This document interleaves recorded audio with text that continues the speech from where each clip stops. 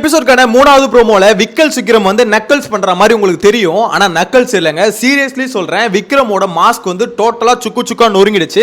இந்த மூணாவது ப்ரோமோ வச்சு மட்டும் சொல்லல, லைவா பார்த்ததுனால சொல்றேன். விக்கல் விக்ரம் நேத்துல இருந்தே பாத்தீங்கன்னா முடிவு பண்ணிட்டாப்ல, அதாவது இதுக்கப்புறம் நம்ம வந்து நடிக்க வேணாம், இவ்வளவு நாள் நடிச்சதெல்லாம் போதும், இதுக்கப்புறம் வந்து இறங்கி ஆடலாம் அப்படின்னு நம்ம முடிவு பண்ணிட்டாரு.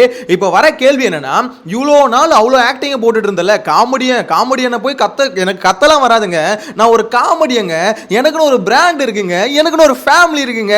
எவ்வளவு பேசுனேன் எப்பா விக்கல்ஸ், என்னப்பா நின்னு இந்த நடிப்பா இருக்கன்ற பட்டத்துக்கு வந்து பாத்தீங்கன்னா பயங்கர போட்டி வரும் போல இருக்குது. ஒரு பக்கம் திவாகர் தான் நடிப்பா இருக்கான்னு பார்த்தா வீட்டுக்குள்ள பல பேர் நடிப்பா இருக்க பட்டத்துக்கு போட்டி போடுறாங்க. அதுல குறிப்பா விக்கல்ஸ் விக்ரமுக்கு கொடுக்கலாம் அப்படின்ற மாதிரி தான் இருக்கு. எனக்கு ஒண்ணுமே புரியலங்க.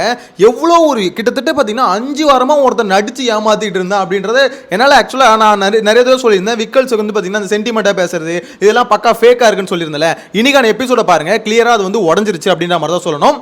அதாவது இந்த ப்ரோமோவில் வந்த சண்டை வச்சு சொல்ல, இந்த ப்ரோமோவில் வந்த சண்டை வந்து பார்த்தீங்கன்னா ரொம்ப சிம்பிளான மேட்ரு. ஆக்சுவலாக பார்வதிக்கும் அதுக்கப்புறம் பார்த்தீங்கன்னா விக்கல்ஸுக்கு வரதில்ல, அது வந்து பார்த்தீங்கன்னா நடுநிலையாக இருக்கிறேன்னு சொல்லிட்டு ஏதோ ஒரு டாப்பிக்கில் சண்டை வருதுன்னு வச்சுக்கோங்களேன். ஸோ அந்த சண்டை வந்து அதெல்லாம் ஒரு பக்கம் ஓகே. அதில் வந்து பார்த்தீங்கன்னா விக்கல்ஸ் வந்து திருப்பி பார்வதியை கலாய்க்கிறாரு, பார்வதியை திருப்பி கத்துறாங்க, பார்வதி மாதிரியே பார்த்தீங்கன்னா நக்கல் பண்ணி கலாய்க்கிறாரு, எல்லாம் ஓகே.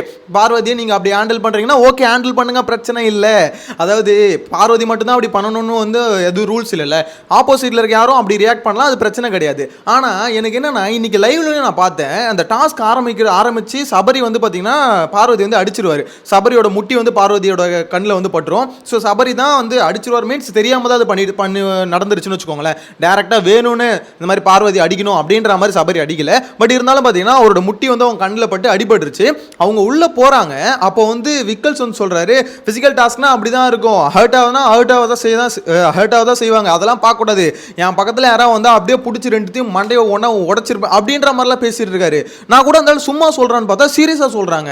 அவன் என்ன தெரியுமா சொல்றான் விக்கல்ஸ் விக்ரமே, ஆக்சுவலா இந்த மாதிரி வந்து என்னை வந்து இப்போ எப்படி ஃபிசிக்கலாக ஹர்ட் பண்ணுறது தப்புனா, என்னை மென்டலாக ஹர்ட் பண்ணாங்கல்ல, ஒரு டாஸ்கில் நான் அழுவும் போது அது டாஸ்க்குன்னு கூட பார்க்காம அந்த இடத்துல டாஸ்க்கை ரிவீல் பண்ணியிருக்கணுமா யாராவது, அதாவது சாண்ட்ரா வந்து பார்த்தீங்கன்னா விக்கல் சீக்கிரம் அழுவும் போது அந்த டாஸ்க்கை ரிவீல் பண்ணியிருக்கணுமா அப்படின்னு இந்த ஏதோ சொல்கிற போகிற நல்லா வருது வாயில் அப்படின்னு வந்து விக்கல் சீக்கிரம் வந்து சொல்லிட்டு இருக்கா. அப்படி டேய் நீ அழுதது உன்னோட இயலாமை, ஒரு மேனேஜராக உன்னால் ஹேண்டில் பண்ண முடியல, அந்த இடத்துல வந்த சபரி சூப்பராக அதை ஹேண்டில் பண்ணி திருப்பி டேக் ஓவர் பண்ணிட்டு போயிட்டாப்ல, அதனால தான் கேப்டன்சி டாஸ்கில் நிற்கிறாப்ல, உன்னால் இல்லன்றத ஒத்துக்க முடியாம ஆக்சுவலா வந்து அவர் ஹர்ட் ஆயிட்டாராம். ஒருத்தன் அழுறானா, அங்க அவர் அழுதுட்டா எல்லாத்தையும் உடனே கலைச்சிடணும், எல்லாத்தையும் கான்செப்ட் எல்லாத்தையும் கலைச்சிட்டு அது இது மென்டலா அவர் ஹர்ட் பண்ணிட்டாங்களா. நீ அழுகுறனா அது உன்னோட பைத்தியக்காரத்தனம், எதுக்கு அழுகுற, நீ வந்து சீன் போடுற. ஆக்சுவலா இங்க மட்டும் இல்ல, பல இடத்துல நீ அழுது சீன் போடுற.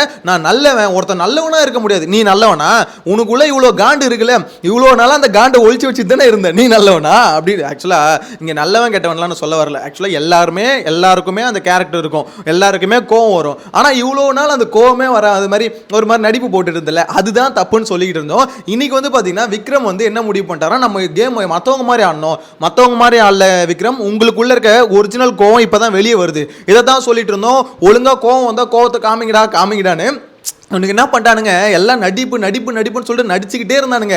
கிட்டத்தட்ட இவ்வளோ நாள் ஆனதுக்கப்புறம் இப்போ அவனுங்களுக்கு வந்து எந்த ஒரு இதுவும் வரமாட்டுது, பாராட்டும் வரமாட்டுது, ரெகக்னேஷன் வரமாட்டுது. என்னடா இது, ஒரு பக்கம் பார்வதிக்கு வந்து சப்போர்ட் வருது, ஒரு பக்கம் திவ்யாவுக்கு சப்போர்ட் வருது, ஒரு பக்கம் சாண்ட்ராக்கு சப்போர்ட் வருது, கனிக்கு சப்போர்ட் வருது. அப்போ இங்கே வந்து ரொம்ப அமைதியாக நம்ம வந்து எப்படி சொல்கிறது, ஒரு நேர்மையாக ஒரு கேம் ஆடுற மாதிரி ஒரு மாதிரி நடிச்சுக்கிட்டு இருக்கோம். நம்மளுக்கு சப்போர்ட்டே பண்ண மாட்டானுங்களே, நம்மளை வந்து ட்ரோல் பண்ணுறானுங்களே அப்படின்ற மாதிரி அவருக்கு வந்து பார்த்தீங்கன்னா உள்ளே இருக்க கோவம் வெளியே வந்துருச்சு. உடனே அவர் வந்து எப்படி டாப்பிக்கை மாற்றுறாருன்னா, இதுக்கப்புறம் நான் வந்து இறக்கலாம் பார்க்க போறதில்ல, கேம் ஆட போறேன், அதுதானே முதலே சொன்னோம், முதலே கேம் ஆடுன்னு சொன்னா, அப்போ இத்தனை நாள் நடிச்சுக்கிட்டு இருந்தேன்னு ஒத்துக்கிறியா, அதுதானே இப்போ கேள்வி. அதாவது நீ கேம் ஆட வந்தது ஓகே, ஹாப்பிப்பா, எப்பா விக்கல் விக்ரம் எப்பயாவது வந்து ஒழுங்கா கேம் ஆடணுன்ற ஒரு இன்ட்ரெஸ்ட் வந்தது, அதாவது எப்படி சொல்றது, ஒரு விஷயம் ஓப்பன் பண்ணி பேசணும், எல்லாத்தையும் உள்ளுக்குள்ளே வச்சு மறைச்சிட்டு இருக்க கூடாது அப்படின்ற இன்ட்ரெஸ்ட் வந்தது, எல்லாமே ஓகே ஹாப்பி. ஆனா இவ்வளோ நாள் நீ நடிச்சுக்கிட்டு இருந்தது அதே சமயத்தில் ஒத்துக்கணும்ல, எனக்கு தெரிஞ்சு வீட்டுக்குள்ள யாராவது அதை கேட்கணும். அப்போ விக்கல்ஸ் இவ்வளோ நாள் வந்து காமெடியன் வந்து கத்த மாட்டான், காமெடியன் வந்து அழக்கூடாது அப்படின்ற மாதிரிலாம் சொன்னீங்க. இப்போ உங்களுக்கு விக்கல்ஸ் பிராண்ட் இல்லையா, பிராண்ட் இப்பயும் தானே இருக்கு, இந்த பிராண்ட் இருக்குங்க, நான் கஷ்டப்பட்டு உருவாக்குனேங்க, என்ன பேச்சு யோ யாரியா நீ அப்படின்ற மாதிரி தான் இருக்கு. எனிவேஸ் அந்த சபரி மேட்டரையும் அப்படி பார்த்தலாம். ஆக்சுவலா சபரி வந்து பார்வதியோட கண்ணில் வந்து பட்டுருச்சுங்க, ஓகேங்களா. ஸோ அது பட்டது வந்து பார்த்தீங்கன்னா பட்ட உடனே பார்வதி வந்து கோவப்பட்டாங்க, இந்த மாதிரி கத்துனாங்க, கண்ணு கொஞ்சம் டக்கு டக்குன்னு பார்த்தீங்கன்னா வீங்க ஆரம்பிச்சிச்சு. கண்ணுனா கண்ணுக்கு மேலே சொல்கிறேன், வீங்க ஆரம்பிச்சிச்சு. ஸோ அவங்களுக்கு வீங்க ஆரம்பிச்சோன்னு பார்த்தீங்கன்னா நான் கூட அப்படியே போயிடுவாங்கன்னு பார்த்தா டக்குன்னு போயிட்டு திவ்யாவோட ஒரு கேனை வந்து தூக்கிட்டு வந்தாங்க பாருங்க. அதாவது பார்வதி எந்த எக்ஸ்ட்ரீமுக்கு போனாலும் நான் வந்து டாஸ்கில் தோக்கக்கூடாது அப்படின்றதுல குறிக்கோளாக இருந்தாங்க. அது உண்மையிலே சொல்கிறேன், சூப்பராக இருந்தது பார்க்கறதுக்கு. அதாவது அது கேம் ஸ்ட்ராட்டஜியாக பார்த்தா கொஞ்சம் கேவலமான ஸ்ட்ராட்டஜி தான். ஏன்னா அடிபட்டு இருக்கும் போது எல்லாம் கொஞ்சம் டைவர்ட் ஆகிருக்கும் போது போய் எடுக்கிறது தப்பான விஷயம் தான். ஆனால் அந்த இடத்துலையும் பாருங்க, அவ்வளோ அடிபட்டு இருக்கும் போது பார்வதி போய் எடுத்தாங்கல்ல. பார்வதி மேலே நமக்கு 1008 விமர்சனம் இருக்கலாம். ஆனால் அந்த இடத்துல பார்த்தீங்கன்னா நான் தோத்துறக்கூடாது, அவ்வளோ வழியிலே இருந்தது. என்ன பொறுத்த வரைக்கும் ஒரு பயங்கரமான விஷயமா இருந்தது. அதுக்கடுத்து கன்ஃபெஷன் ரூமில் போனாங்க, அவங்க கண்ணெல்லாம் எல்லாத்தையும் செக் பண்ணி பார்த்து அதுக்கப்புறம் அவங்க லென்ஸ் ஏதோ போட்டிருக்காங்கன்னு நினைக்கிறேன். ஸோ அந்த லென்ஸை வந்து எடுத்துட்டு அதுக்கப்புறம் திருப்பி அமுச்சு விட்டாங்க. திருப்பி பார்த்தீங்கன்னா ஐஸ் பேக் கொடுத்துருக்காங்க, கண்ணில் வச்சு ஒத்தரம் கொடுங்க அப்படின்ற மாதிரி.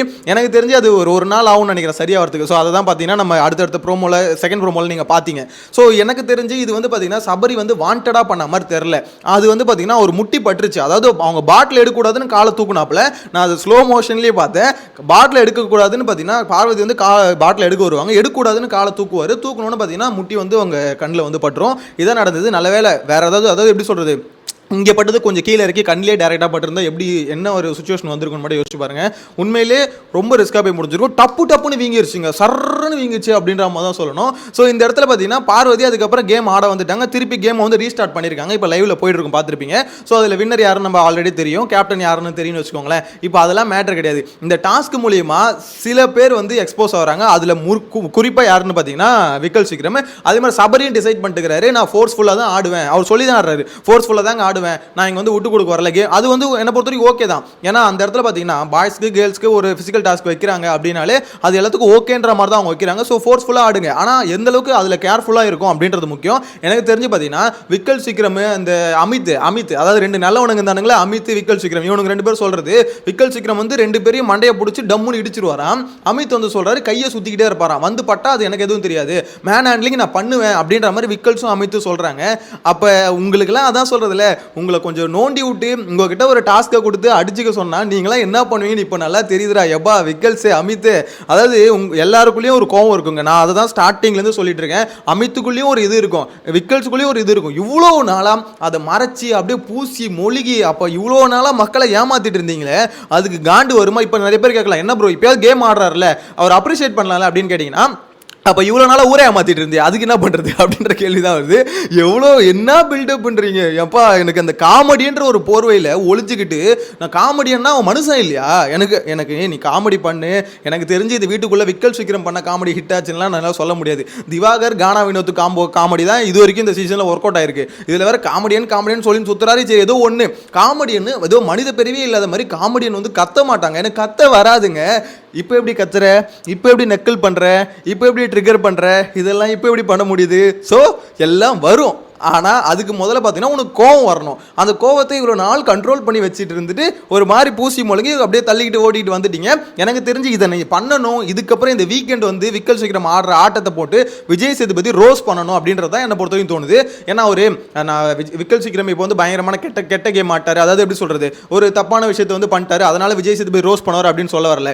இவ்வளோ நாள் பார்த்தீங்கன்னா விக்கல் சீக்கிரம் மேலே ஒரு பஞ்சாயத்தே இருக்காது. ஆனால் இதுக்கப்புறம் பஞ்சாயத்து வரும். ஏன்னா எவன்லாம் கேம் ஆடுறானோ அவன் மேலே பஞ்சாயத்து வரும். ஒன்று பாசிட்டிவாக வரும், இல்லை நெகட்டிவாக வரும். ஸோ இது வந்து ஃபேஸ் பண்ணு. இவ்வளோ நாள் இதுக்கு பயந்துக்கிட்டு தானே ஒழிஞ்சிக்கிட்டு இருந்தேன். நாமினேஷனை பார்த்து பயம், இதை ஃபேஸ் பண்ணுறதுக்கு பயம், அதாவது ஒரு சண்டை போட்டால் என்ன ஆகுமோன்ற பயம், ஒரு ஸ்டாண்ட் எடுத்தால் என்ன ஆகுமோன்ற பயம். அங்கே ஒரு சண்டை நடந்துட்டு இருக்கும், பயங்கரமாக அடிச்சுக்கிட்டு இருப்பானுங்க. விக்கல் சீக்கிரம் வந்து பெருகிட்டு இருப்பார். அதனால் அந்த ப்ரோமோல வந்து பார்வை சொல்கிறாங்க பெருகிட்டு தானே இருந்தேன் இவ்வளோ நாள் அப்படின்றது.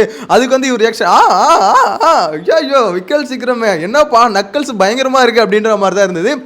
எனிவேஸ் உங்களோட கருத்தை கமெண்ட்ல மென்ஷன் பண்ணுங்க. இந்த ப்ரோமோவை பார்க்கும்போது விக்கல் சீக்கிரம் ஆட்டம் ஆரம்பம், ஆனால் கூடி சீக்கிரம் பார்த்தீங்கன்னா பயங்கரமாக எக்ஸ்போஸ் ஆவார்.